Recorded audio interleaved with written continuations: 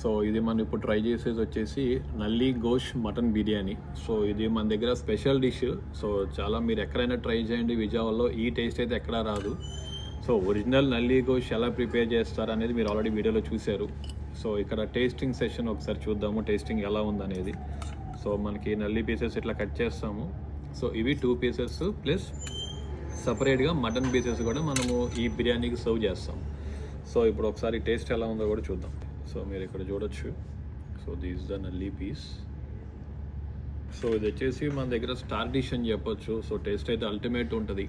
So master blaster రెస్టారెంట్లో మీరు next time వచ్చినప్పుడు మీరు మటన్ లవర్స్ అయితే తప్పకుండా ట్రై చేయండి, మీకు ఖచ్చితంగా నచ్చిద్ది.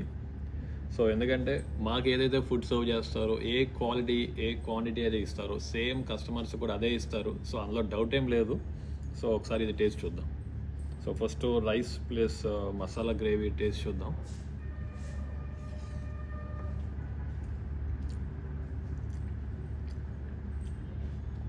సో స్పైసీ లవర్స్ ఎవరున్నా సరే, ఎవరికైతే మటన్ తింటాం ఇష్టమో తప్పకుండా ఈ డిష్ అయితే ట్రై చేయండి, తప్పకుండా మీకు నచ్చిద్ది. సో ఒకసారి పీస్ ట్రై చేద్దాం.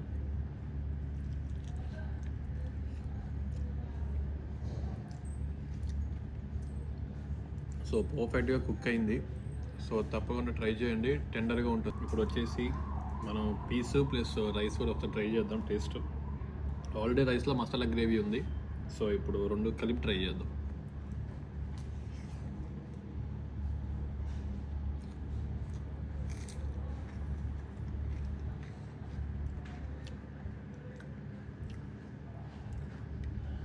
Perfect combination.